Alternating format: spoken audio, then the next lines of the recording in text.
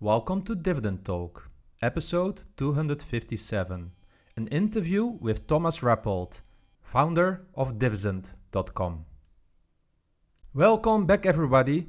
Today is such a special episode because we are going to try our best to demystify everything about dividend withholding taxes in the European Union.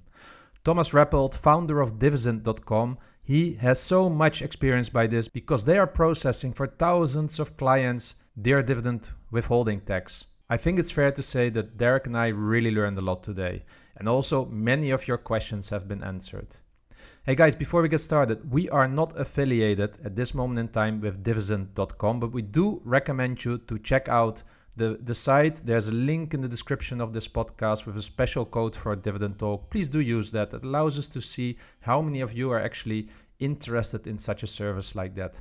Other than that, of course, we have our own Dividend Talk premium service. I would like to quickly bring it to your attention. Around 40 deep dives there about mostly European dividend growers. They are there, they do exist. And on top of that, there are more than 100 dividend stock cards, many from the Americas and many from Europe. Guys, let's get started. Hey, European DJ, how excited are you to talk about dividend taxation today? Well, excited is of course a bit of an awkward word in this term, but yeah, who knew I would ever get excited about dividend tax? But today is definitely such a day because we have a special guest that we will speak soon about and with in a moment, because we are now at episode, what is this, 257. This is the Yes. sixth season. And we had one time a guy from England Yeah, talking about dividend tax, the but accountant. he could mostly talk about it from an accountant point of view, but not from a practicality point of view. And that's why I'm so happy today to have Thomas with us from Divizent, because he founded a company that is really about the dividend tax reclaim. And I hope to get a little bit more into the practicality today, because let's face it, we have many people in the community that simply don't want to buy dividend stocks even sometimes, or just dividend stocks not from a certain country, because they feel there's too much leakage going on in their portfolio, impacting their returns. So I think this is a much desired topic for today. Yes, I agree. And I'm 100% on board with that. There's some countries I won't invest in because I just won't get that money back. So, Thomas, I'm quite excited to talk to you today and hear your thoughts. And while we're here, can you give people a brief overview about who you are, your website, and so on? Yeah, sure. Thanks for having me. So this is exactly where we would like to be in that environment there. And this is why we funded the company. So we funded the company Divizend as a reclaim platform for withholding taxes for retail investors, because I had the need, the pain on my end by myself. So it was not like many fintechs that are just raising money and then looking what they can do with that money, how to spend it. On our end, it was totally different. First of all, I pre-financed that all with my own money, so a 7-digit amount of money put there in. And because I have to solve that on my end for my portfolio by myself, my wife said, okay, before you buy new foreign stocks, solve that problem. You're a computer scientist. And then I sit down and thought, okay, I have a strong background in open banking and in banking APIs and there.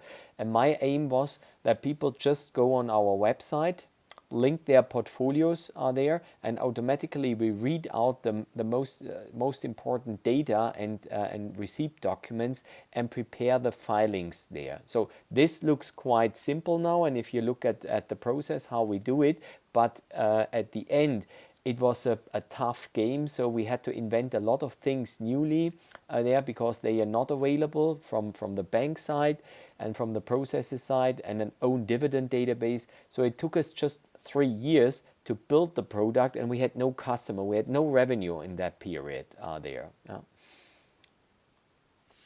Awesome. So, going back to the start then, so you are a dividend investor in the beginning, is that right? And you had Yes, this. so I started. From my background, I'm a computer scientist. I'm a stock enthusiast. In Germany, they call me also like Warren Buffett of tech. So I have also a strong name in Germany about, and in Switzerland about tech there. I have written 2 bestsellers. One is called Silicon Valley Investing, together with Andy Bechtolsheim. Andy Bechtolsheim is the most, one of the most, or the alongside Peter Thiel, let's say, the most famous German in Silicon Valley. He co-founded Sun Microsystems, the workstation company. He co-founded Arista, now a S&P 500 company. And he gave the guys of Google the first 100,000, so Sergey Brin and Larry Page. And the company is named as Google because he wrote the check as Google for Google. And they didn't incorporate the company beforehand, so they went back in their garage to Susan Wojcicki, so to one of their first employees. She just died last year there. She was also the YouTube CEO. And they had to name the company Google because they got the check from Andy there. And I have also written about Peter Thiel, the first worldwide biography. Peter is the co-founder of PayPal and Palantir. So this is my background. In Germany, I'm also often on television as a columnist for some business newspapers, and so they are quite well known. And I like it to be in podcasts like you too, because this gives us room to talk a little bit deeper, a little bit more. People can listen and can use that even better than just if you have to say 2 sentences on television. That's all. So. And then Thomas, explain then the transition from being known, let's say, as the German Silicon Valley guru into dividend tax reclaim. Yeah, you mentioned your wife said solve this problem, but yeah. why was it the problem in the first place? The problem was in first place because I'm also a dividend investor, and you think, hey, that's always the point you get. I heard it lately from a German big asset manager, and he said, hey, Thomas, I know you as a tech investor, but you're also doing dividends. What the hell is that? So I know you, and I'm interested in knowing more. There, to be precise, look at all the companies. Look, going back to Microsoft and Apple. They are now huge dividend payers, but they are, let's say, tech stocks there. And it's a wrong understanding of people that they just differentiate that in 2 different pieces and saying, okay, this is tech and this is dividend there. It's also, maybe we come to that point about dividend growth. That's also an important point, because there's a long alignment that we see when companies increase their dividends there. The stock increases even more, so it gets a higher valuation on top of that. This is something we saw with Microsoft, we saw it with Apple, and we will see it with other tech companies also, like Google pays out now, or Alphabet pays out now dividends. So, and it culminated at that point because I am big fan, and that's also why when you say how does that combine, if you compare that to football there, whether to American football or to European soccer, I always say if you're building a portfolio, if you have a striker on the one end, you need someone in defense. Or the Italian guys, there's a cool word in football that's called catenaggio there. So that means, okay, at the God will help to score 1 goal, so to win 1-0, and that in the 95th minute. So that's normally the Italian game there. And they say, okay, someone will help me, and we will make a goal. But important is to play 0, so that you don't get play perfectly in defense there.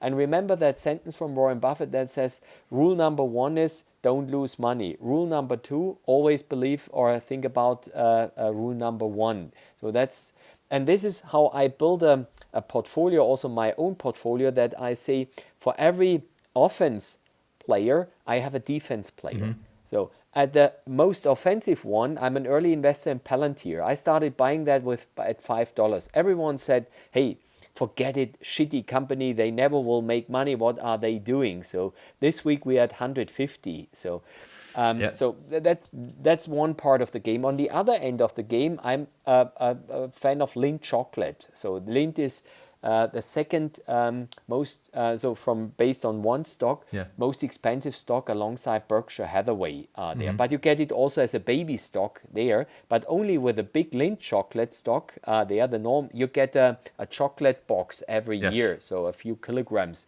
there around that. So I have both of them, and that goes back to my father. My father said when I was a kid, he said, And that there I learned a lot of branding, and my father was just a blue collar worker there. So, but there from that you learn even more than academics and so on. And he said to me, Thomas, when we buy chocolate, we only buy Lindt. And if we can't afford Lindt, we don't eat chocolate. We don't have chocolate. So we had just one brand of chocolate that was Lindt. And there I learned as a kid about this branding issue there. Yeah. So that's in a nutshell the story how these things are getting together, and what a lot of people are making wrong, that they just on the one side of the medal, whether just in stocks invested or whether just in dividends are there. Imagine, for example, Bill Gates with his Cascade Foundation are there. So the vehicle for doing all the foundation work. If we look there at the portfolio, he's very much invested in low tech. So one of my other favorite stocks is John Deere. So if you would say like, and you don't name it John Deere, if you say, okay, a tractor, there's driving around a tractor that is green and that has green and yellow. Everyone would say, oh yeah, you mean John Deere, because it's a company nearly 200 years old, but they make 10% of their revenues like Apple with the digital services there. And they did this year a cooperation with Starlink, with Elon Musk, for smart precision farming. And the farmers pay an upside because they like John Deere. And this is about bringing that together, where you can learn so much there and look at stocks on a different perspective, like Buffett did it with Apple, that for him, Apple was no more a tech stock, it was a consumer stock. Yes. He learned that all his life, but he always evoluted on that and learned more about that. What does that mean, a consumer-based stock there? Yeah. It's music to my ears, because we often say here as well, like for me, Apple and Microsoft are dividend growth stocks. Many people say, no, they're tech stocks, growth stocks, but I bought it at a 4% yield. Yeah, when they were at $40 or $30, $40, probably 3% yield then. It's just like AI came, and before AI, it was cloud. New CEO, Satya Nadella, understanding a little bit the IT industry. I saw cloud as upcoming, and I thought like, well, Microsoft has a vendor lock-in everywhere. So if there's one company that can still follow Amazon, and if they do right, is Microsoft. So and it's so happened to be out. Look, this is a good point when we talk about their Apple and Microsoft. If you go back there, they have right now the same pattern, or came back to the same way. They did it differently. You mentioned Satya Nadella. I remember 2014, so 10 years ago. At that time, I was in the same hotel in San Francisco where Satya Nadella brought together all the leading strategists at Microsoft, their managers, for the new way of Microsoft. Because if you look back at Microsoft, had just 3 CEOs. There was Bill Gates, Steve Ballmer, and Satya Nadella then. And when Microsoft started they said for Bill Gates, the developers were the most important guys there. And he said it's an open platform that you received the development software for free that you could develop for Microsoft. And on the other side, we had Apple. You remember the 1984 video there of Steve Jobs and the Macintosh there. I started with a Mac also as a student there, and I would love to develop software, but it was like the Great Wall there, or the Iron Wall there, the Iron Curtain there. You couldn't develop software for that because just Microsoft and a little bit, the company was called Claris, the software company of Microsoft, and Adobe were able to develop software. So no one could do that. And what did we see? The Microsoft stock went up. And then Steve Ballmer came, and Steve Ballmer destroyed smartphones from Apple and from others and said, hey, forget it, we just go our own stuff. But then, on the other side, Apple had a lot of success. It was not the success with the iPhone, it was the success of iTunes and the App Store, because third-party developers were so hungry to develop software for their platform. That was the decision maker that Apple went up. And then Nadella came back and he remembered that what he learned from Bill Gates. And this is why Nadella came back, because that was a point from Bill Gates, that he understood that Microsoft is on the wrong track. Also, Steve Ballmer was his study friend there at Harvard. And he said, okay, we have to come back to our roots. It's about developers. It's about openness. We just sell software. We always sold software to Apple computer. Why not doing that for the not just for the Mac, but also for the iPad, iPhone, and so on? We are an open company. And at the end, openness wins there. And that's the truth story from both ends. Yeah, really nice. Quite interesting. But can we take it back then a little bit about dividend taxation? Sure. As this is what the topic is By about. the way, we can do another conversation just about stocks, about whether about tech dividend stocks or other stocks. So I do that also lengthy there in Germany. So that will be also maybe amazing for the people there. Yeah, we could definitely do another episode on that, because I feel like there's a lot more to say there. If people would love that, we can go for that. No worry about that. Yeah. But can you briefly explain then what dividend withholding tax is and why it was such a headache for you and other European investors? Yeah. So in a nutshell, it's about let's say I live in Germany. So I'm that means I'm a German tax resident there. Okay. And if I look outside of Germany, everything else in stocks that's outside that I have in my portfolio that is outside my tax residency, means Germany, these are foreign stocks. And with these foreign stocks means if I receive from them dividends, so for me, for example, from Switzerland, from Austria, from Poland, from Norway there, that means always I receive their dividend, there's a withholding case within there, because these are foreign stocks. The countries in between have so-called double taxation agreements there. As an example, with Switzerland, Switzerland has a withholding tax rate of 35% there. That means if I receive from a Nestlé stock 1,000 francs per year in dividends, they just put away at the source, so in Switzerland from the tax office there already 350 francs there. And just 650 goes to Germany into my account. Then I have to pay also their taxes there. And maybe from this original 1,000 francs gross dividend, just 500 goes into my pocket now. So, and now that's an important point. Why we miss out so much dividends. One of the part of the medal is that people that are trading on the stock market or investing, they are not aware of the situation that something like reclaim already exists. So it's already on a good way when people understand that it's that they know the wording reclaiming or withholding taxes. Most of the people don't understand that. And Derek, I let you know why this is why let's say the digital space and our computers and going everything digital is hindering the people to understand that. Why?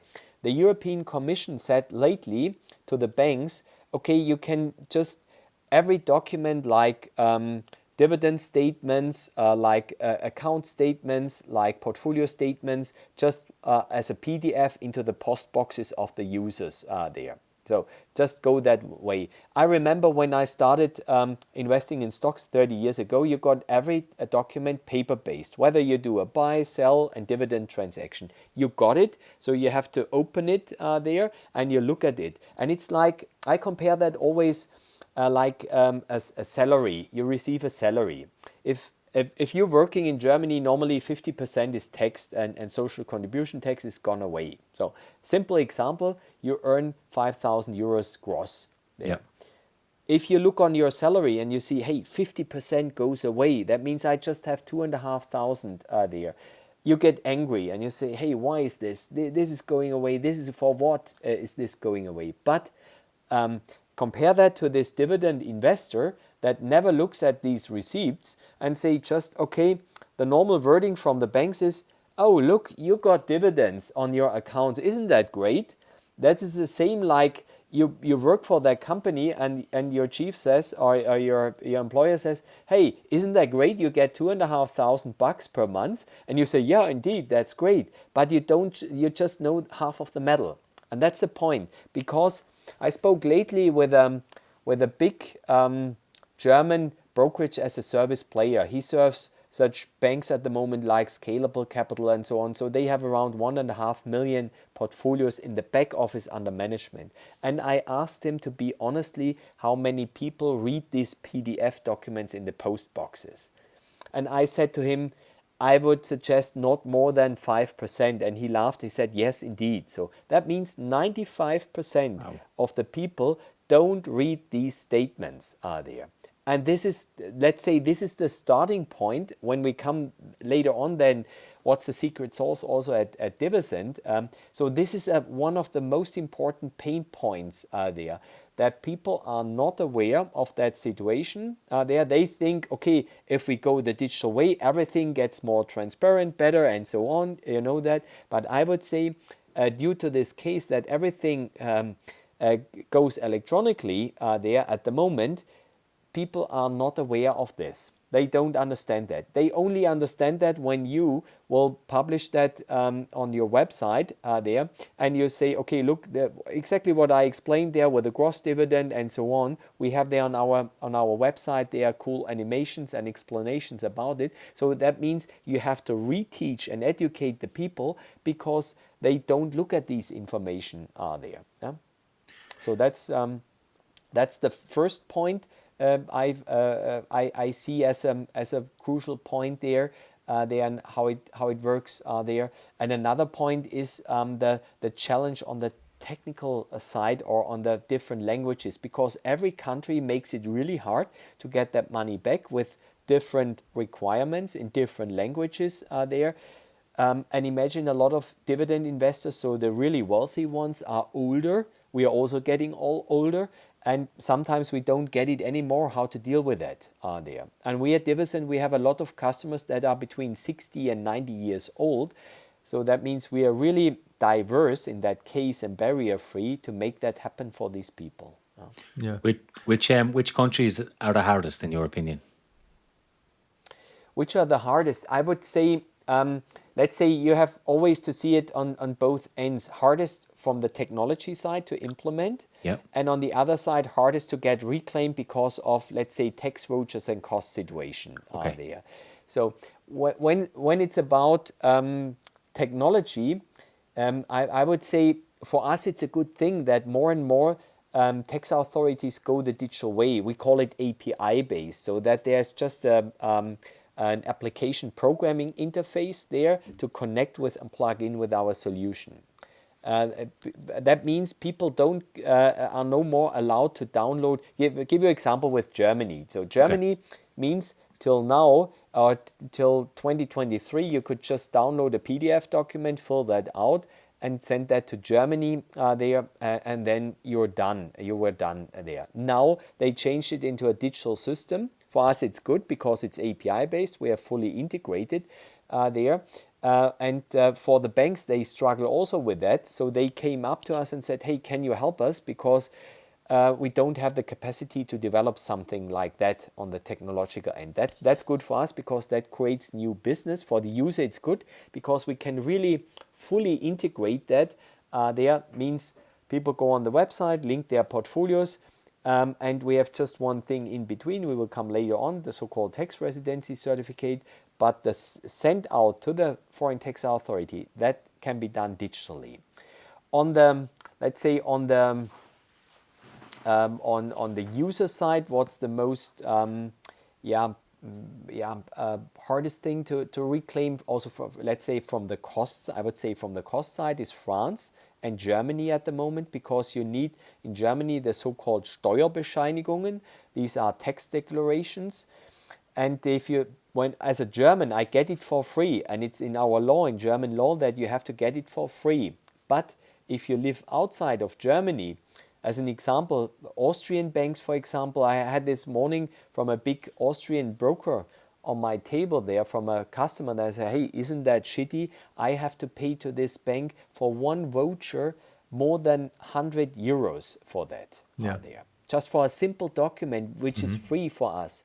But I have to tell you a good news for everyone that owns German shares and struggles with that there. Germany will change that into a digital form. We call it UUID. That's just a unique number. That will happen till 2027 with a dividend year 2027.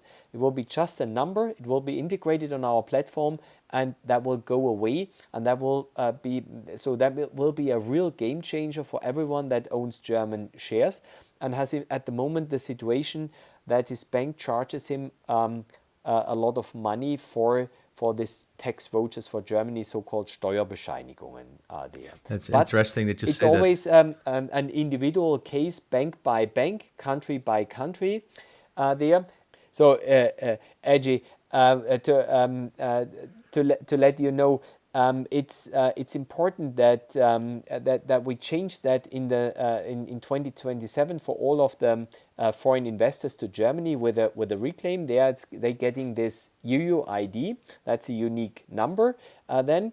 And with that number, you can easily reclaim, and you don't have to pay for that anymore. And you mentioned to me that you have a lot of expatriates on your end that are dealing with that or have this challenge. And I know also a lot of, let's say, German people that live outside Germany, but they still have a German brokerage account. Yeah. For them, it's still a good situation. They can reclaim. Often they don't know that they can reclaim in that situation for their German shares. That's true. And if they have a German account, they get these vouchers for free, and then they can easily deal with that there. And there are country by country also single brokers that deal with that quite good there. Others are more expensive. So that's always a thing. Also, we can go later on if there are questions from users or if they come up to us, they get their well-deserved about that. A second country where these vouchers are necessary is France. France is also, I think on your end, also really well-loved country with special stocks like, let's say, like a L'Oreal, like a Air Liquide or LVMH and so on. So the luxury company or other countries, there companies in France that are not on the stock market like in Germany or in the Netherlands are there. And in France, it's the case that you need a voucher that is called 2777 there. So that's so-called global attestation there at that end. And this document is normally provided by the custodian banks like a Clearstream or like Euroclear, and the banks have to order that. And that's still a little bit a manual process at the moment and could also cost 20, 30, 40, 50 euros for France there. So that's the situation at the moment. But the good thing is, I think we will come later on that we will get a new regulatory in Europe that's starting in end of 2028 and will go live in 2030 lately, and it's called EU Faster. Means everything is going faster, and it will be a maximum digitization approach and will be one of the key points for the Capital Markets Union. And we as Divizent, we developed this platform, so we can later on tell more about that. And we are in a close loop with the EU Commission about this. Yeah. So let's come later a bit back to that because that's very interesting. Because I wanted to also go back to the tax residency. For instance, for me, I tried to reclaim German withholding tax, paper-based to your point, creating your PDF. My issue is that the Polish authority will not sign this document off because it's in English or in German. It needs to be in Polish. So I even reached out to the German tax authority. Can I have a tax residence where they stamp on it itself, and I combine that with the document? And they said no, which in the end blocks me entirely from reclaiming tax in Germany, because the Polish government says we don't accept English or German language documents while we live in the EU, and English is a mandatory language, but you know, who cares? Yeah. So is this also a problem then? Is this problem also being looked at? I believe so, yeah, with also the commission work that's going on. let's say what we sometimes get as feedback from local tax authorities, like you mentioned that from Poland, in Germany, in Switzerland, or in other countries, you get sometimes really crazy. I would say the best ones are really in Switzerland still, because Swiss people are wealthier than others, and normally in Switzerland, every local tax authority has a specialist, a securities tax specialist that can deal with that. So, but what you hear sometimes, it's absolutely super crazy with what things they come. I say that always this way there, that these people that are working on the government side, sorry, I don't bash anyone, but if you what you mentioned, that they don't understand outside of their office time, they fully understand English there, and they are able to book a travel journey. They are able to book a flight. They are able to download something from Spotify or something like that. But during their office time, where they earn their money, they just clip it away and say, okay, I just speak the local language. And what we did is the following: when people are generating on our platform a tax residency certificate, or I tell you another story about, just to finish that, with my local tax authority, I had the same issue, and they are just 10 kilometers away. They don't know that I'm the founder of that platform and so on. That would be too high for them. Forget it. And this guy told me, okay, the language, so-called Amtssprache, that means the language of his office is just German.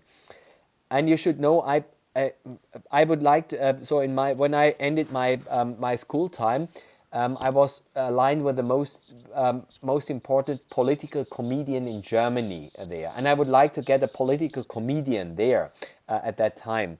And sometimes this political comedian comes out of me, and I can't hinder me about that. And I said to this guy, look, and I said it very honestly and serious. I said to him, look, at the May 8, 1945, it was decided that Germany is no more the real language in administration throughout Europe. And then he hanged off the telephone at that time. So that was my message to him. So that was my message to this guy. But we solved it technologically in that way there, that we always create for the people, for the tax residency certificate, a preface letter to the local tax department. So that is beautiful designed from the layout, because I say that the older ones often are no more able to write a letter. They are intellectually able to write a letter. The younger people are no more intellectually able to write a cool a formatted letter, how it should be for an office. And we create that. And with that creation of that letter there, we also give them a link there. And this link goes on the website on our end and shows you there which part you have to sign in the local language, shows you that. So that you see a snapshot of every foreign tax residency document there, and it shows you, okay, here I have to sign, here I have, here the customer has to sign. So that's our answer to that. And I can tell you that people have to insist on that. Sometimes if you get blocked about that, like with such a message, you have to come back to them, and people also come up to us, and we deliver them the right wording also to push them that you don't get declined, because it would be totally wrong there. Like, okay, we don't accept that. Think about the Nordics; they all have it in English there. And if there's coming a German department there and says, the local tax department says, I don't understand English and so on, so there's no excuse anymore, because they are linked on the website, on our website, see that snapshot, and he should be totally blind if they wouldn't be able to do that. I did my anti-military service with blind people there, historically there, and it would be a shame for these people if someone wouldn't be able to sign. Well, it's really nice that your service supports in that, because those are the real practical challenges. Dealing with a clerk who has a stamp in their hand, and they have all the power to decide whether you get your money back or not. That's what it comes down to often. But the good thing is to let your people know there. It's also officially released since last year. You can Google around and look at the EU Commission websites. It's called EU Wallet there. Everyone in the European Union will get this EU Wallet. Some countries are faster, others are slower. Germany is not the fastest one in e-government now, but has now a digital minister. They are working on that issue with the aim, for example, in Germany, to have that delivered end of next year. Switzerland has also a very cool project they are running. We are also part of that. There they do it fully open sourced also. Very cool. They invested Switzerland 200 million in the so-called EID. And with this EU faster regulatory, within with the year 2030, but it has to be implemented at December 31st, 2028, that so-called digital tax residency certificate. Means in the future, you don't have to go in the EU such a hassle there with your local tax office. They don't understand about securities, they don't understand English, and so on. So you don't have to care about them anymore. So it's just done like a second authentication, or you upload the document once a year, and then you deal with that. And imagine like Germany, they have now the API for the reclaim that's fully integrated on our platform. You read in the portfolio via us, automatically you get the reclaim situation, everything is prepared. You don't need anymore the German Steuerbescheinigung, and you can sign digitally the tax residency, and you send it to Germany digitally. So that will, what is a hassle that will be a at game the moment, changer. It will be a total game changer. But what is important, also, I would. This is why this is also cool to be in your call. Look, the Germans. We are part again the political comedian. The Germans are normally the over-engineered people and just doing things like if it's 100% already working. The Americans, like we have big American banks, they just say, okay, let's do it. They are this 80% approach there and go for it. And I always tell people, because we are now in some countries already the biggest filer as a company, whether on the retail side or with our B2B business. And I say always to the people, go for it. At the moment, it's sometimes a little bit hard, challenging, but go for it, do it, because you help us and you help others. And this is like I mentioned, your community is also that we help us each other. And I'll let you tell a story about what that means, because we are in Europe often and in Germany ego shooters, that we just think on ourselves. And we always say we are the best and greatest and so on. So in the analysis in Europe, we are really great. But lately, Alex Karp, the CEO of Palantir, and I have written a book about Thiel and Palantir and so on. And he was asked in the United States why we have so less unicorns in Europe and in Germany. And he mentioned, okay, the people in Europe are not less intelligent than in the United States. They are even more intelligent. But that's sometimes a problem. It's about team, about the approach, that we deliver something together. And this is the Europe about the Capital Markets Union and investing in our own future there, and there we miss out. When I hear people also here telling me and say, okay, I'll come back to your service when everything else is perfect. I said, no, I need you now. I need you now as a support there to go for the claims there. And we get noticed from the foreign tax authorities because we are flooding them with applications. And with flooding them, they have to think about digitization. We create the pressure. Right now is a mantra like for Italy that people think, okay, it takes 10 years, you will never get back the money. Totally wrong. I did on my end an own reclaim to Italy to Generali with Generali shares. I received the money back after 20 months with interest rates, with the interest payment on top of that due to the late payment. But the mantra is wrong. You don't get the money back. And a German journalist from Handelsblatt, from a leading German economic newspaper, she told me lately, hey, Thomas, this is quite good at the moment. So no more 10 years. You get it back within 20 months, sometimes even faster. Yeah. This is a huge improvement. Imagine that. And this is something I would like to give your users also as a message. Go for it. Try it out. Come to us. use it. If something is at the moment not is a ponton bridge at the moment, let's say a military bridge at the moment, and it's not the full-blown bridge there working, go for it, because you help us, you help you, and you help the other people there in Europe that we get that thing done. Yeah? Really awesome. Really awesome. So when us as investors go to your website, do we link our brokers directly to your website, or how do we upload those portfolios in order to get those tax? Is it linked directly to brokers? Yes, so sometimes we thought also, if we start that company and deliver, our aim was to bring it to the end user, that they get and they get with us if they have linked their portfolio, a cool dashboard there. We call it Maximizer dashboard, and the service Maximizer, to maximize your dividend returns. That means when you read in, we always thought it should be broker independent, because people have different accounts there. They can aggregate that, see that in one view, and they see immediately, we call it country folders, I call it. So that means if you have stocks in Denmark, in Sweden, in Norway, Germany, you see in this dashboard for every country on the screen directly how much money you can reclaim, in a drill down for every stock, going back the last few years as much as you can reclaim there. And we thought, first of all, hey, that's nowadays called embedded wealth. That's a no-brainer also to go to the brokers and tell them, hey, integrate that just on the platform, on the broker side. If you log in at the broker, you will see that immediately.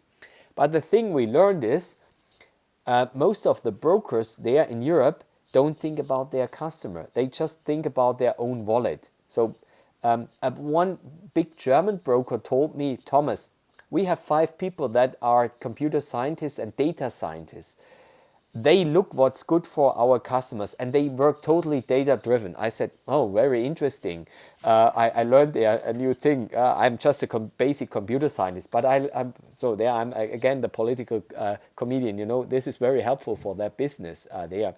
And I said, oh, okay, I hear what you tell me. And they said, yeah, and they are working data-driven. I said, fantastic. 1/3 of these customers in Germany come from this bank, from this direct bank. Isn't that an argument? They said, no, that's not an argument, because our data scientists, they know exactly what's good for our customers, and we deliver that. So that's the perspective from a lot of these brokers there in Europe, and that's a shame. I would love if someone looks at this and is responsible in a bank or at a broker and says, hey, what Thomas is saying is really cool for our users. Let's try to figure out how we can best make a best deal for us. The phone never rang from we lately won, for example, via New York, IB Broker. That was pretty cool. They covered us. We tried it out many years with IB Broker here in UK and so on there in Europe. No one answered any mail or looked at it. No way there. And this is also a thing what we learned from the brokers.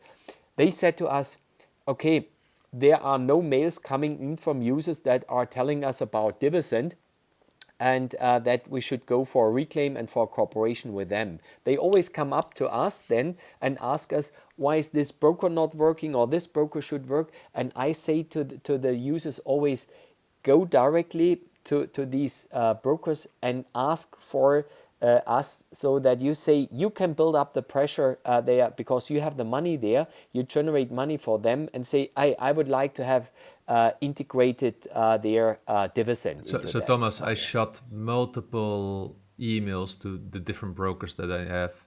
Most of the time they don't even get answered. And one time I even had a conversation with a sales assistant or whatever it was, customer support. And it was kind of like, yeah, thank you for the feedback. And I knew it would end up on a pile somewhere. But it's really great news that Interactive Brokers is very interested in this, because first of all, they already made a few countries for free to download the dividend tax voucher. I think still France is a very expensive one. But that's really good that you can start, that you will be integrated there, because it will, and we know that many of our listeners use Interactive Brokers. So I think that is a nice match. Look, AJ, our headquarters in Munich, and to be also there a little bit pronounced. We have now more customers in New York than in Munich, than in there. So Yeah. because we want BNY Mellon on the B2B side. So BNY Yeah. Mellon is the oldest and biggest bank in America. Yeah. So Warren Buffett was, he holded 15% of that Yeah. cool bank there. IB Broker is a customer of us Yeah.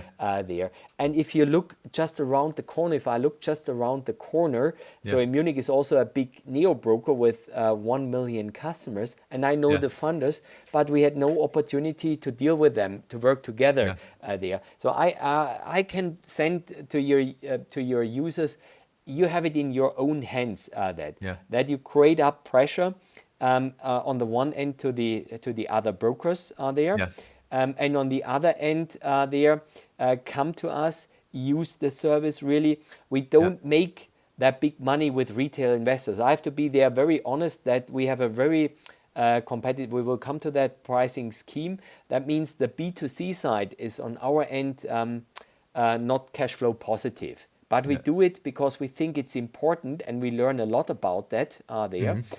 We earn our money on the B2B side and we invest heavily also on the B2C side, that everyone is able to go for that. And there we just need the support there. So let's say like Liverpool is, the fans in Liverpool, I always say you'll never walk alone. So that's the message I can just send to the people. So when we talk about the cost, let's just take it heads on. Like, what does it cost to use your service? So for a normal portfolio, it's fully success fee driven. We take 17.5% as a margin. So that means if someone is reclaiming 10 euros, he just pays us 1.75 euro. So that means it's also for small amounts very, very competitive. If there's someone hearing, listen this and says, okay, I have to reclaim in one country, let's say in one stock, 100,000 Swiss francs or euros, there he can come up to us and get a special price quote. So that means he doesn't have to pay 17,000 francs for that, or euro. That's also for sure.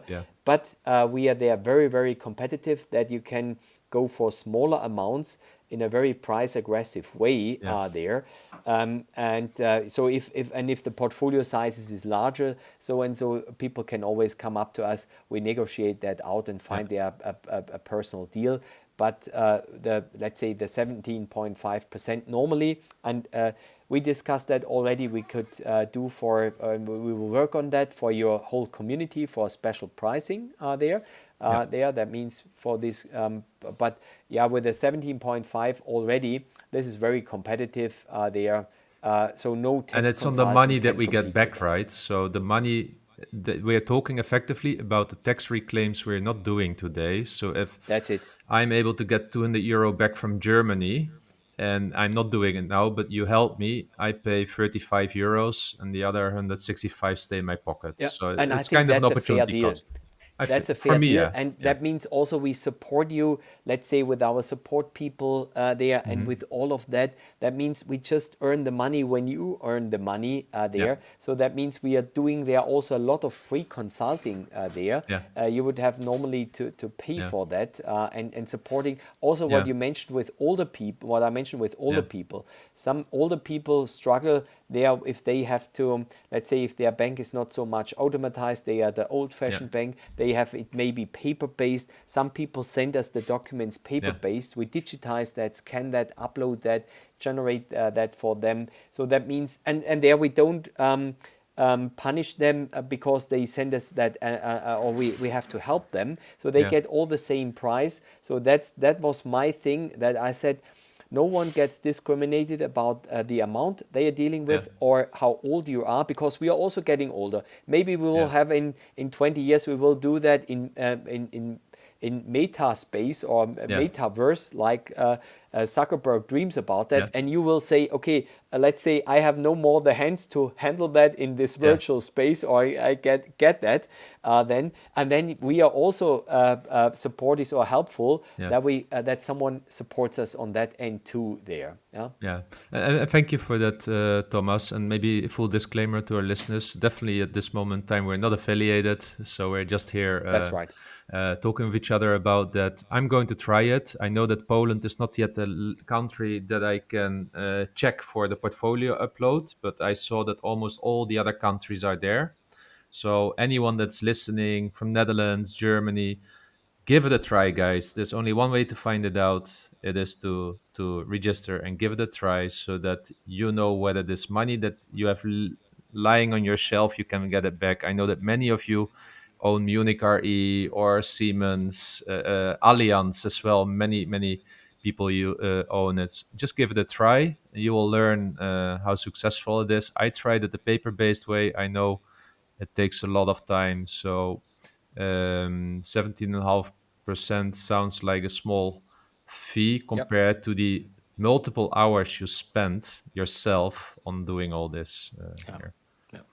Yeah, and that's the thing you have to compare with that to say what your time you spend on that, and it's not it's not clear if you spend the time that you Yeah. really made it and you make it correctly, because there are so many pitfalls around Yeah. there you have to look at, and you don't know that also from the website. So that's really deep research.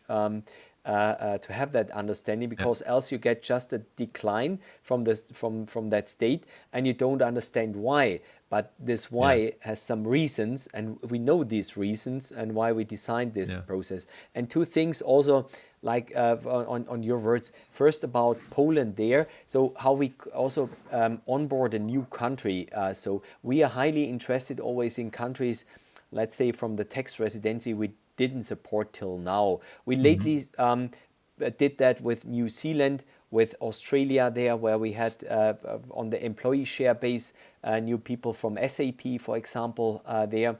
And they just told us, okay, this is the website, you get it this way there, and we implemented that within 1 day. Yeah. So that's going Awesome. very fast, and we live from that. This is why we love also B2C customers. I always say that's Formula One, because we get new things inside. Lately, Cyprus, Canada, and so on from the tax residency perspective, and we immediately could plug in that. So if there are people from, let's say, more exotic countries, or from Eastern Europe, from countries. We lately did it for Hungary, also implementing that. So if someone from Czech Republic, from Slovenia, from Slovakia, or from Poland, just come up to us there, and we are happy to have you as a native speaker, and then we can implement that. Yeah, and I will sit with your product development team. We already have a meeting scheduled to get me onboarded there to also give it a try. So thank you for that. Right. So maybe then also still from a practical point of view, Thomas, if you look across Europe, right, how long should people wait? Is it typically a few weeks for the money to return? Is it months? Is it 1 year, 2 years, 3 years? What should we expect generally? Because I always had a feeling it's a game of patience. It is. It's a but it really depends. From country to country there. Yeah. So let's say the fastest countries for reclaims there in Europe are Switzerland and Spain. Yeah, and you can't say always the more you go to the south, the longer it Yeah. takes. That's not the issue there. It takes sometimes, let's say, a few months, a few Yeah. weeks, sometimes a half year, up Yeah. to 1.5 year. And why does it take sometimes longer? There are, I would say, two main reasons. One is the less digitization. Give you an example from Austria.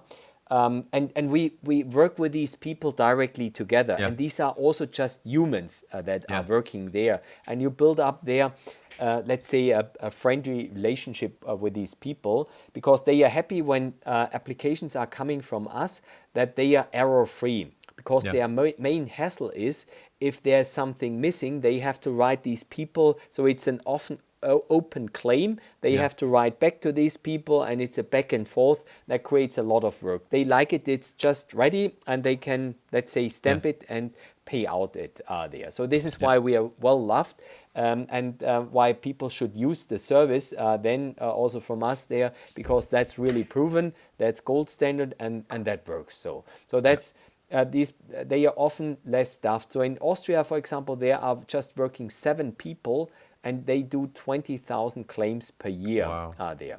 So that means that's a tough business there. Yeah. And if people then are calling them, what's about my claim? that time they just answer that question, they don't have to going for the claim by itself. So it's let's say it's a bad, that's in a bad loop there. Yeah. So that's one thing there that people have to understand there. But now that we have the EU regulatory there, and first of all, one thing, when people tell me and say, okay, when it takes a year, I don't go for it. I tell them another story as a dividend investor. You mentioned right now a stock like Allianz or Munich Re there. Okay, they paid out the yearly dividend in early May or end of April. When you buy now the stock of Allianz and Munich Re, then do you make your decision dependent when you receive the next dividend? No. You find it interesting because you say, okay, the actual price of the stock is for me right now quite good, and this is the reason why I buy the stock now. Not that I have to pay 10 months from now there to receive dividend. And people should see that from this perspective, like a dividend investor, like you say, or like we discussed that with a Microsoft stock or Apple stock, that it's a dividend growing stock there, that you say, okay, if you look back 10 years then and on your initial price you paid for, that you have a real high income on that there. So that's a point, and that means if you do the claim there, you will receive that money maybe in a half year, maybe in 1 year. But my message is, if you do it regularly, so and do it for all of them, you will just continuously receive like dividends, also reclaims, and you don't care about that anymore when it comes then. And the third message there is that the EU will re-regulate that with the so-called EU faster regulatory, where I mentioned already there with the digital tax residency certificate. There will also come that the regulatory, that the payout of the reclaims has to come within 3 months there. So, so-called fast reclaim and fast payout there. And it will also mean if some country takes more time there, you will get an interest on that. So you will get an additional payment on top of that. And my uncle was a tax consultant, and he always said, if you have such getting a payback from the German tax authority, and they paid 6% interest rate. Look at 6% interest rate. That's a perfect good deal. I would like to wait 2 years for that, or 3 years, if they pay me 6% interest rate, because I don't get it on my cash account there. So this is the way, like, and it's already there. So for example, to Italy, I mentioned that with my Generali stock, I received even more repayment there, and it sounds they are also paying that. We see that, for example, in Sweden, we see it in Norway, we see it in Denmark, that they pay, if it takes longer, they pay this upside on why the interest are there.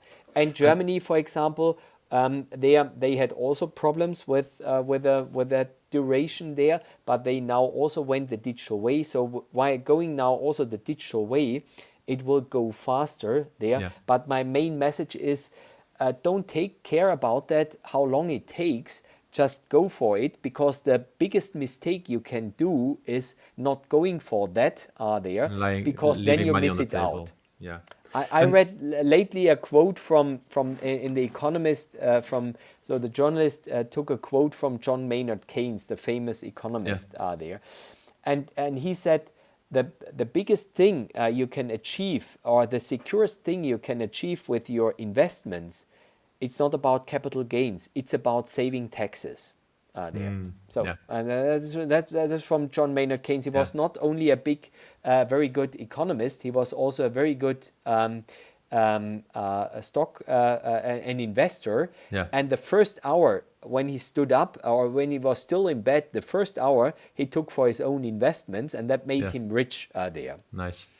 And Thomas, thank you also because I know you're part of that work with the European Commission and that faster, because I shared you, I think, also in the build up to this podcast, that we made a lot of noise on social media at the time with a lot of reach. So a lot of our followers have been submitting these the survey they were doing at the time with their own personal stories on why this is such an issue.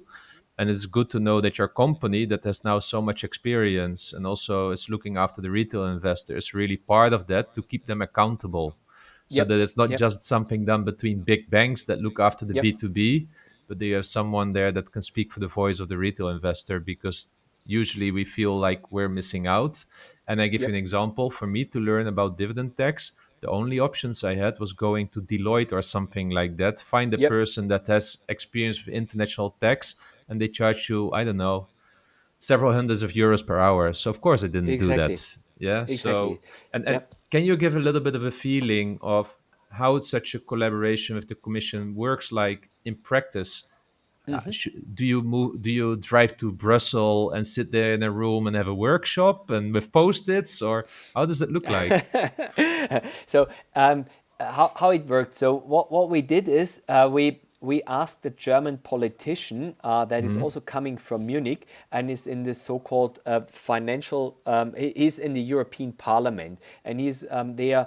One of the leading speakers on the financial side. And this guy is a really honest guy that is really very supportive, and he understands that totally. I showed him our platform and what we are doing, and he said immediately, I'll link you with the right guys at the commission that are working on that.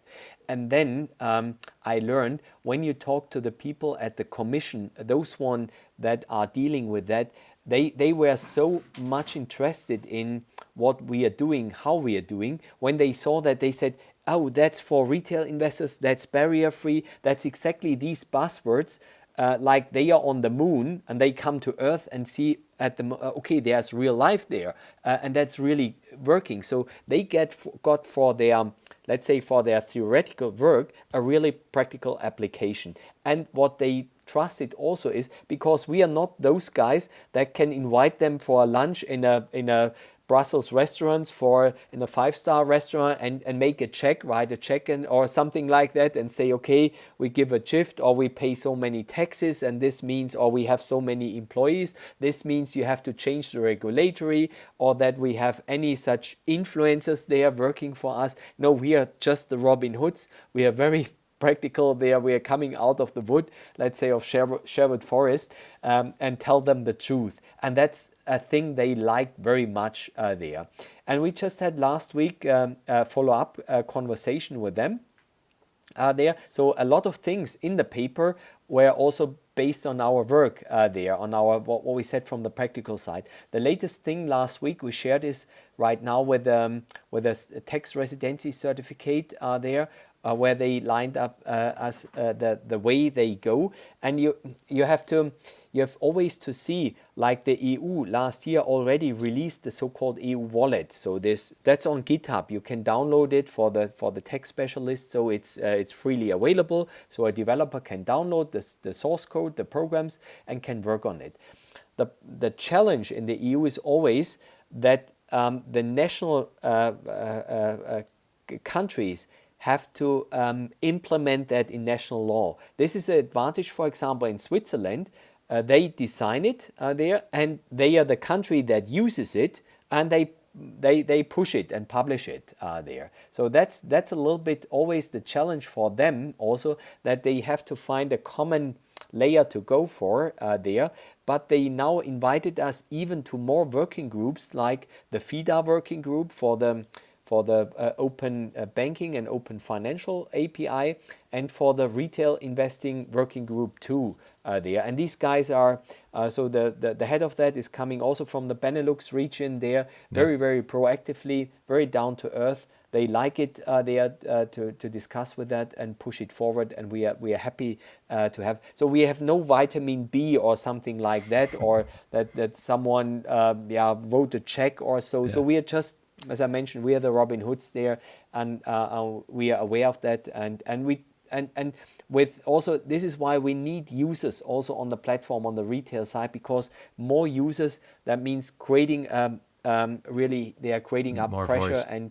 and a voice for that. That's And it. do you also know if the European Union is implementing this and maybe you referred to it already in one of the initiatives that they have, this reporting standards that companies start reporting in a homogeneous way so that we can get proper data. Because now the data that we are, for instance, using from the big global services like IEX or Alpha Vantage or something like that, Yes, they make a lot of mistakes because I that's think it. they are just copying what's in the reports. And then you Right. have some companies do trading updates without a balance sheet, with an income statement. Then some do quarterly, most do half yearly. And is Yep. this also upcoming, a proper data Yeah, that's standard? for our viewers, Yeah, to explain it also for non-technicians, yeah. means you mean the machine readable form of, let's say, of financial statements Financial like quarter, statements from, yes, like from the like companies. Yes. quarterly Yeah. reports or yearly reports Yes. there.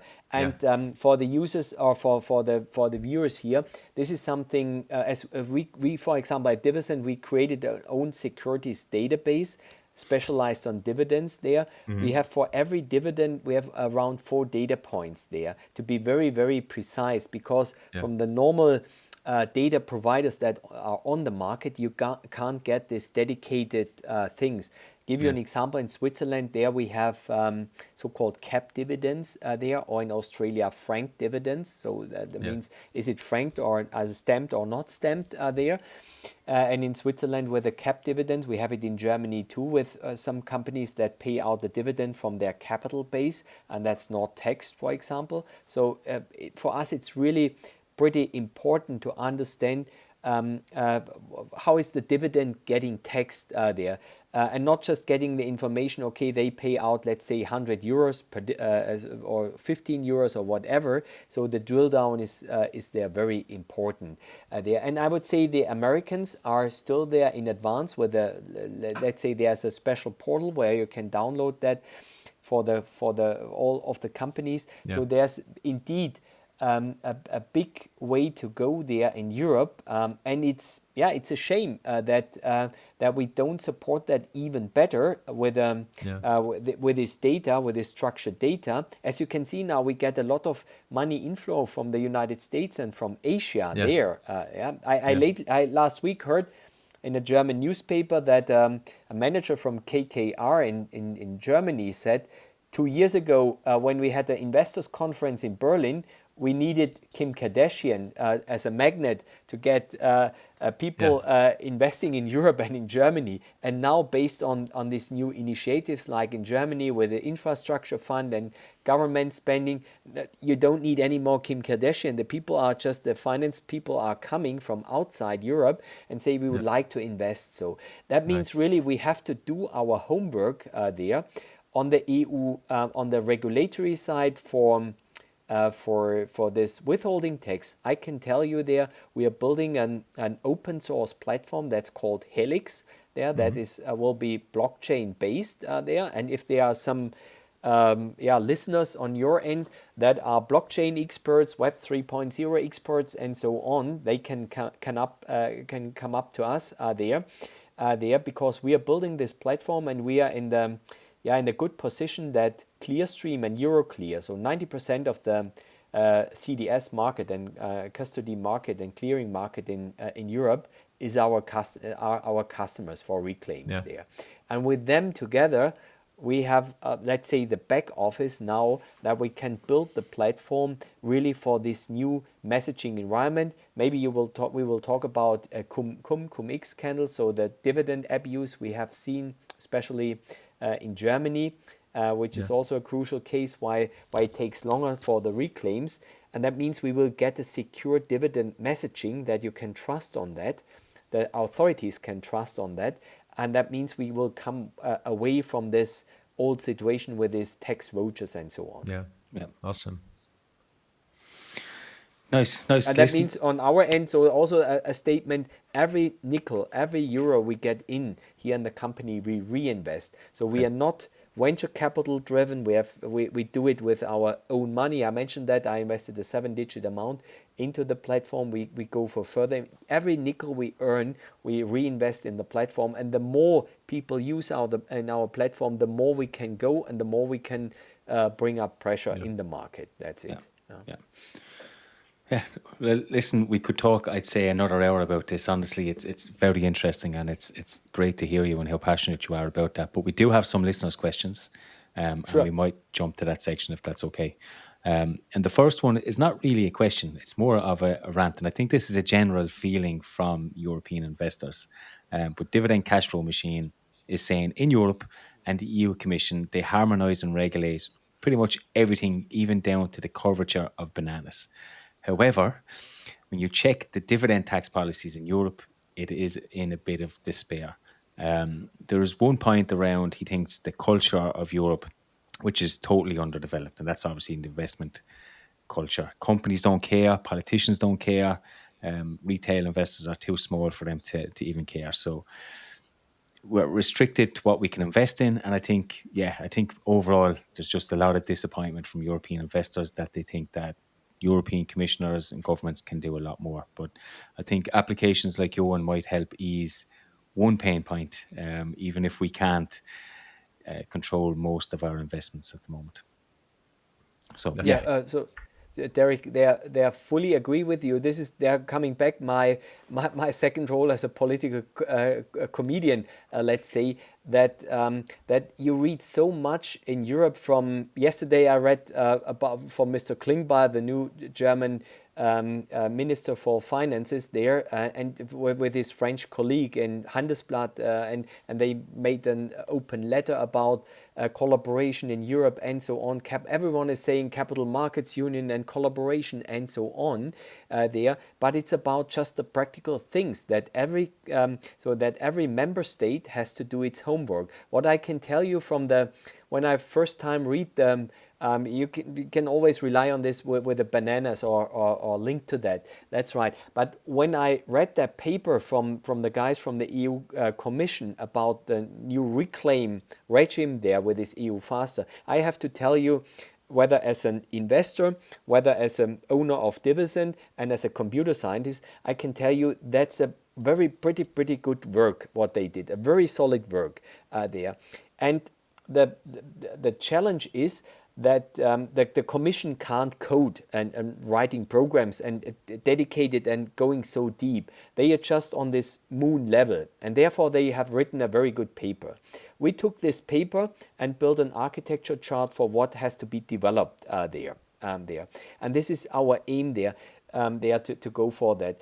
And the EU would love that someone takes it and just going forward. What we see in the financial services industry, that a lot of people are just leaning back because they see, okay, it's regulatory, let's lean back. We wait to the latest minute if there's building up pressure and what to go for. So there's no creativity in the market. We are those ones that are saying, okay, look, take this paper and creatively building that. And if someone is hearing us, they are also on the bank side from an international bank or local bank or whatever. So please come up to us.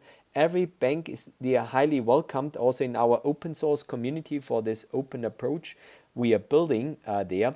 But it has to be done proactively yeah. there. And But what the Thomas, EU built from this yeah, paper is really great. Yeah.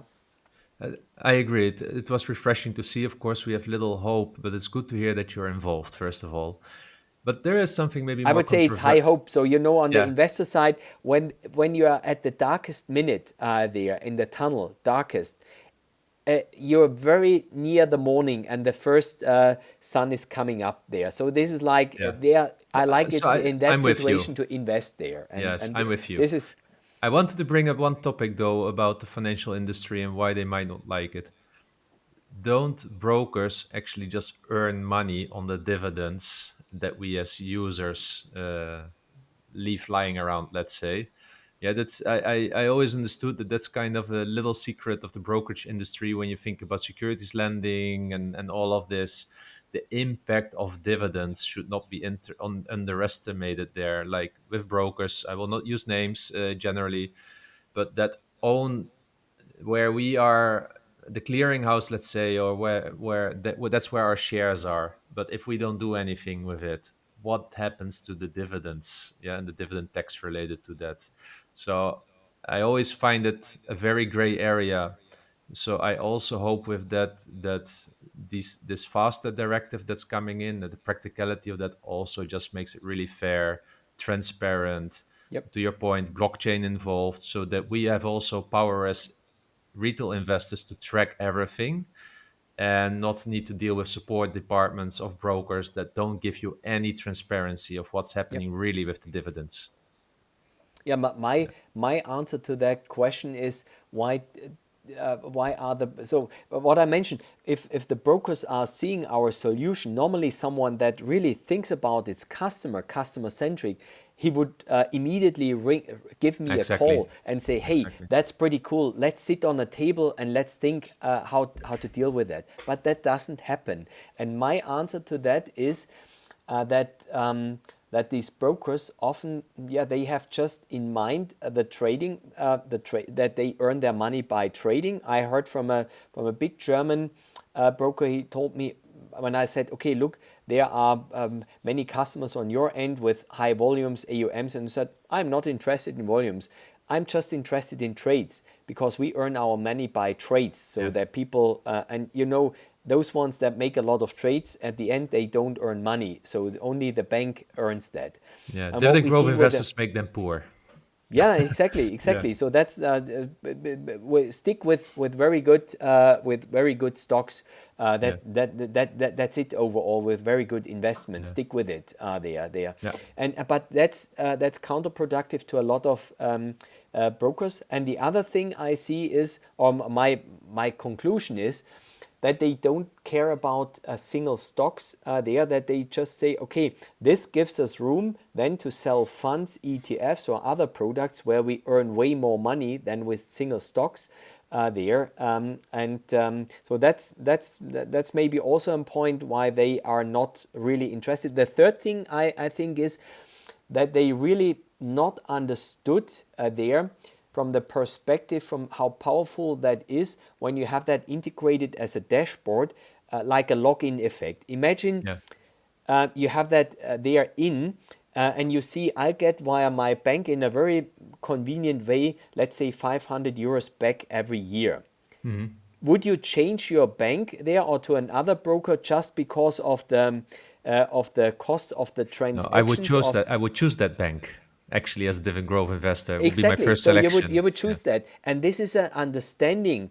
I miss out at the, let's say, at the CEOs and C-level managers Yeah. at banks, that they from the intellectual perspective are getting that. And I would say 80% of all of the investors we see on the stock market, they have a relationship to dividends. They have it. So that means dividend is really, it's not the niche market. They always tell you or bring you in that situation to say, oh, it's a niche market. That's fully not true. Dividend is about the biggest thing overall. And I let Yeah. you know also, Exactly. we think about there that there's way more room on that topic there. Yeah, yeah, yeah. I Will has asked the question, okay, if you're in charge of, say, the dividend withholding tax for the European Union, what would you propose as the ideal dividend withholding tax policy? Yeah, our idea is there to make it as digitized as a maximum thing. So that means we, at the moment, we have I would say just 3 points there. Then that we come to a full digital approach there. The one is the digital tax residency certificate. We will get that. That's very good there. The second thing is that it can be really via an API, so via a digital interface, can the whole application be sent to the foreign tax authority. We can do that actually right now for German customers to Switzerland. We have implemented that. We have implemented that to Denmark for all the people there. We have implemented it to Sweden, to Norway, and for the foreigners to Germany too. And if there's a new country upcoming, we immediately implement that there for the convenience. So this is what we where we are behind that. The third thing we have in our own hands. So that's where we have to be entrepreneurial. We are building this European platform for this messaging solution. Now we say we build such a network like Visa or MasterCard built that. what's the most important or valuable thing at Visa or MasterCard? By the way, to interesting, let's say, also dividend growth stocks there. It's not about the card, it's about the network. And we try to build this network there, and there we need as much support as possible there to lay out like a fishing net there throughout Europe, that everyone can connect, whether it's a bank, a broker, it's a retail customer, so everyone can deal with that there. And we develop it as a European company, and we shouldn't get that away, getting that in American hands, that they deal with that there. This is in our aim there and in our hands. And these are the 3 points. So that means the 2 points, there we have to push the EU to deliver that. And on our end, we just have to be entrepreneurial, do our homework, integrate that and build that there. And there we would love to have more supporters on the financial services side there that give us their support there. Yeah. And Thomas, it would not help you maybe as a company, but if I would be the president of the EU, I would force every country to go for 0% dividend tax. Yeah, so that we don't even need to deal with reclaim, but for the simple fact that I think our income has been taxed enough already. So to then, when we put our income at risk, I think it shouldn't be taxed again. Look, that's a good point. With that, we had exactly this claim also to the guys at the EU Commission there 3 years ago when the discussion there started, and there you have to know they are also. Let's say you can be opportunistic in your feeling, but at the end of the day, it only counts what's getting realized there. Yes, and I found that the way like the EU thinks there, or this working group there, these people think, is from the practical aspect. They said if we would go that with this, let's say with this approach, like you mentioned that with this, I missed the word in English there for this. Let's say for this opportunistic approach, for this world believing and better world also approach there. They said, okay, this is a one approach, we could go for, but we will get many declines and many boom on that. Yeah, it because will not the income work. stream. So it will, that's so, but if we go for practical things that we say, okay, we go on this digitization, we are delivering this framework, these building blocks there, and then it's a market opportunity also, like for a company like us. When we pick out, for me it was when I was the first time in that call with the EU Commission and I heard about that, what they are building there with this electronic tax residency certificate, with the APIization of the tax authorities and so on. I thought about like being a child, being overnight in a toy store, and no one is there, and you can pick up as much as you would like. Did you have any time such a dream? I had that dream because I'm a toy railroader, and that's quite expensive. And I would be in the toy store in night and pick me out the most expensive or interesting things I could just. And that was, I had the same feeling there, and I thought, yes, these are just these building blocks. We have to implement in our platform. Or another pictorial example is like you have a motorway and you say, okay, there are just 2 bridges that have to be built with, let's say, with 4 lines. At the moment, these are just ponton or military bridges, just 1 line. But in the near future, there will be a regulatory, and we have the opportunity to integrate that as an entrepreneurial approach, and then it's a very smooth way. And then, to be honest, Edgy, if someone reads in then the portfolio and everything is digitized, it's just a one-click approach. It's just one click there, and then the masses are there to go for that. That's like with the Iron Curtain there, how it went down, because the people really said, okay, we bring down that wall there, and they worked on that. The dividend reclaim tax barriers are like the iron wall that separated Europe. Definitely, they are definitely. And now imagine that, like that famous. It was in German television. I can remember as a kid there at that evening at November 9th in Germany, when this guy from the GDR said, when a journalist, I think it was a Netherlandish journalist there at the end of that call there, of that meeting, that he said, to this East German guy there from the government there, and said, when does that happen that people can go out of Eastern Germany? And he looked at his paper and said, I think immediately they can go for that. And that was opening the flooding gate there. Yeah. So, Yeah, so nice. that's about it. So that means Yeah. when I saw that as a paper and said, okay, that's my entrepreneurial decision, Yeah. we go for that. And it's just about the people then using it there. Yeah, exactly. Like the people there in GDR, that they decided, okay, that evening I would like to walk out and go to West Berlin. That's it. Yeah. Yep, nice. We have a question here from Pete Lee. He's a two-part question, but the first one is, do you know the comparisons between pension funds like Brand New Day and picking our own stocks, especially when being tax efficient? Yeah, a great question.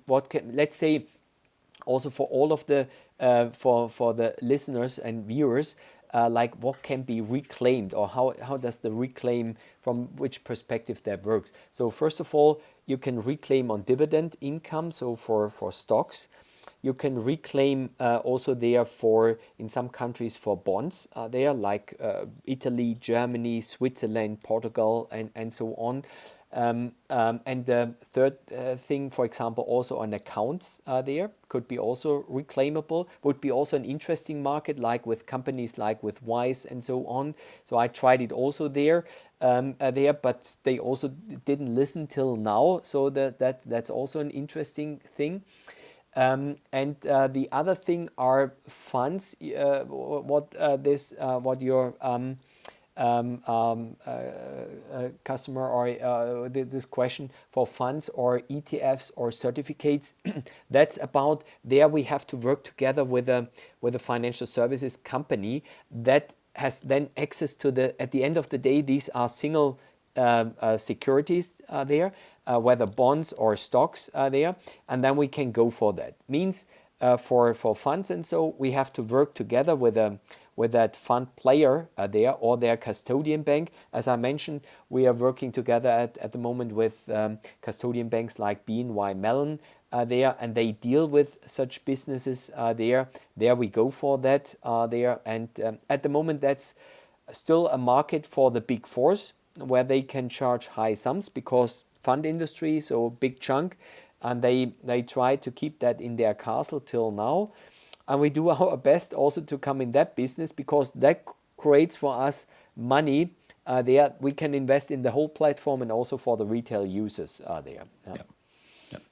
And then the second part of his question is, when investing in ETFs, is accumulating better than distributing when taking dividend tax into account? Yeah, I would say there from that perspective, there sometimes you get also here in Germany, if the dividends in the ETFs are reinvested, you also have to pay taxes there in some countries. So they also try to get their part of that. That's one thing of the medal. And why I'm also a stock picker, because I also create financial products in a daughter company where we're quite famous. There, also my name comes Warren Buffett for tech, because we are really delivering the edge. There, for example, in tech, the point. When you think about AI companies, about cybersecurity, about blockchain, where I created indices there, I do in the products there, just in such an index, 20 stocks there. And we call it in tech, the winner takes it all. That's the platform winning. But if you buy ETFs, for example, you get also those companies you normally wouldn't like there in that. I had that with Etchi, the discussion beforehand when we had the first conversation, and you showed me about a blog from your end about Germany, about 20 dividend growers there, like there. I shared with you also some Netherlandish stocks I like very much there, like a ASML or like a Wolters Kluwer. They are my first Netherlandish stock, or my second stock overall was Reed Elsevier. No one knew what that company does in Germany, but I was a favorite of Reed Elsevier there. And I would say stock picking, if someone is interested in stock picking and doing it the right way, he succeeds there always very much there with it. better than in the long run than with a just simple ETF there. Yeah, that's my message there. Perfect. And actually, I think that's a good bridge into our last question around our community portfolio. So you might have already known this, but we reached out to our community and asked them to pick 10 companies that would build the ultimate dividend growth portfolio. Okay. And every guest that comes on has the honor of taking one of those companies out and replacing it with one of their own companies. Okay. So the list of companies we have are Visa, Microsoft, Johnson & Johnson, Realty Income, Eden Red, Munich RE, Shell, Agree Realty, LVMH, and Automatic Data Processing. Okay. And your job is to remove one of those and replace it with one of your own dividend growth stocks. Okay, so first of all, I have to say you have a very good lineup. So it takes you have a very good quality approach. So I have to say, for example, that Visa, Microsoft, Johnson & Johnson, and ADP are in my portfolio there. Let me say just one word. I just spoke about Visa, but about ADP, for example. Yes. This is so-called, I call it a low-tech company. What does that mean? They are also in this regulatory space. They do this pay slips there for a lot of people. They are very high entry barriers, and they do it the digital way. And now the AI thing comes up there, so they will get there. So it's like it's just moving up there. So that's it. If I would there take one out there, I'm not very familiar with Agree Reality. I would switch it away. I sometimes do a bashing of ETFs. I like the companies that are behind ETFs. So there are two great companies where everyone is relying on that. I said lately to a German journalist, they are also look at the margins of MSCI and S&P. They don't need money to invest in advertising in your newspaper because you always write as a journalist, first of all, the simplest thing you have to go for is invest in MSCI index. So that's everyone is knowing that. So I'm not a favorite investing in BlackRock because they have so low margins due to Vanguard there. But if you look at the margins from MSCI and S&P, that's exactly the same league like Visa. That's money printing there. The only thing they can do with their money is pay out dividends and rebuying stocks there. It's like alchemy. You're getting out money out of nothing there. So it's hard to decide which one is now the let's say the better one there. But let's say I talked lately at the trade fair with a guy of S&P. S&P Global is the company behind the S&P 500 index. And he said to me, Thomas, isn't that cool? We earn money on the one end from the end customer while they are buying such indices there, and or the banks, they are buying our indices. And on the other end, the governments are also paying us. So you can hold up the hands on both ends. So normally in a transaction, you get just the money from one side, but they get it from both sides. And the cool thing, it's digital, so you don't have to invest in robots, so not in a factory or something like that, in batteries like a car company there. No, it's fully digital. So I would say S&P Global would be my selection. I have two other, so MSCI is the other fan. I mentioned that with Lindt Chocolate also as a cool dividend company there. But what I would suggest in that row, it would fit S&P Global. They're very good. Okay, perfect. So we remove Agree Realty and replace it with S&P Global. Yes. Very good, very good. Nice choice, nice choice. Well, listen, that concludes this episode. I want to thank you, Thomas, for coming on and spending your time with us. It's been very enlightening for me. It's a great conversation, and I could listen to a lot more of that. So thank you for coming on and sharing your thoughts with us. Thank you, Derek, and thank you, Reggie, for having me. And I would love to come back. Let's say that we're doing a story just about dividends there and about their stock picking. Happy to be again with you. And Thomas will put, of course, the link to your service in our notes or in Spotify and everywhere, with a call out to give it a try. Is there any way people can follow you, maybe on a social media or something like that? Yeah, Are you I'm on anywhere LinkedIn, present? so they can connect Yeah. me on LinkedIn there, or Yeah. they can just write on info at divizent.com there, Yeah. or at support at divizent.com. So please Yeah. feel free if you have any ideas, whether, like I mentioned, that like you're a Yeah. bank and you would like to cooperate with us, like you're just a retail investor, like you mentioned, that from Yeah. Poland or from another country that we don't support at the moment. So every mail, every thing is supported, and I can tell you, I read a lot of these let's say support emails, because it's the first hand that you get something in that's so creative, so good there. I read that daily. Yeah. That's my most important emails I read. It's like Jeff Bezos does till now, to read that. It's not just I say, okay, this is support. No, this is of the most important we get in. So please feel free to write us. We are happy about every mail that's coming in there from your Awesome. end. Perfect. Thank you. So I'll make sure we put the email addresses also in the notes. Will do. That's great. Awesome. Okay. And to our listeners, thanks again for tuning in, and we will see you all next week. Remember, both of us at Dividend Talk are not certified financial specialists through formal education. We're just two guys sharing our journey for inspiration and entertainment purposes. Hence, this is not investment advice. Although we do our best, we can't promise that the information discussed is always correct, nor appropriate for you or anybody else. We always recommend that you do your own due diligence and be accountable for your own choices. As we always say, you can't borrow conviction from others. Last but not least, by listening to our podcast, you agree to hold us harmless from any ramifications, financial or otherwise, that occur to you as a result of acting on information provided in this podcast.